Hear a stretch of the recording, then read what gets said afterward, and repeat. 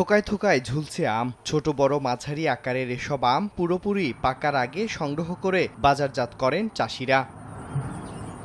তবে বাজারে আমের যোগান দিলেও নিজেদের ভাগ্যের ব্যাপারে বড় ধরনের পরিবর্তন করতে পারছে না বলে জানান চাঁপাইনবাবগঞ্জের বাগানীরা। প্রতি বছর কয়েক লাখ মেট্রিক টন আম উৎপাদন হলেও আমের গুটি আসা থেকে বাজারজাত করা পর্যন্ত অন্তত ৩০ থেকে ৩৫% কাঁচা পাকা আম গাছ থেকে নষ্ট হয়। এতে পচনশীল কৃষিপণ্য হওয়ায় বাধ্য হয়ে নামমাত্র মূল্যে বিক্রি করতে হয় সুমিষ্ট এসব আম। এমন অবস্থায় আমভিত্তিক শিল্প কলকারখানা ও আমের প্রক্রিয়াকরণ শিল্প গড়ে তোলার দাবি আমচাষী, ব্যবসায়ী ও উদ্যোক্তাদের।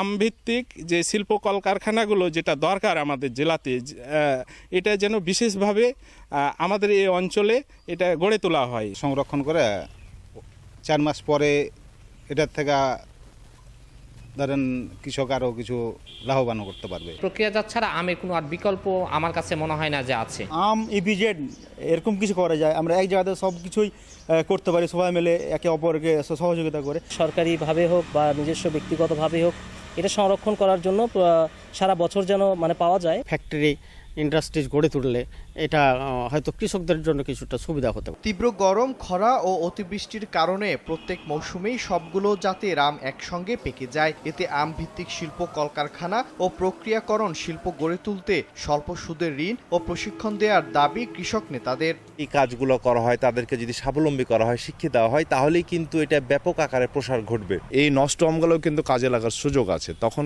এই ইকোনমিক্যাল ভ্যালুটা অবশ্যই তো বাড়বে। সম্ভাবনা ও উৎপাদনকে কাজে লাগিয়ে আমভিত্তিক শিল্প স্থাপন করলে বৈদেশিক মুদ্রা অর্জন ও কর্মসংস্থান বাড়বে বলে জানান ব্যবসায়ী নেতারা। আর আমভিত্তিক শিল্প কলকারখানা গড়ে তোলার আশ্বাস কৃষি বিভাগের। এক্সপোর্টে বৈদেশিক মুদ্রায় আসবে না, আমাদের কর্মসংস্থান, বিশাল একটা কর্মসংস্থান সৃষ্টি হবে। সম্ভাব্যতা যাচাই করে গেছে, যদি তারা গ্রহণ করে বা আমাদের সহযোগিতা করে, তার এবং উদ্যোক্তা যদি এগিয়ে আসে, তাহলে হয়তো সামনের দিনগুলোতে আমের প্রসেসের মাধ্যমে আমাদের আমের যে বাণিজ্য সেটা আরও বৃদ্ধি পাবে বলে মনে করি। চলতি মৌসুমে জেলায় ৩৭,৪৮৭ হেক্টর জমির বাগানে আম উৎপাদনের লক্ষ্যমাত্রা নির্ধারণ করা হয়েছে 4,75,000 মেট্রিক টন। সময় সংবাদ, চাঁপাইনবাবগঞ্জ।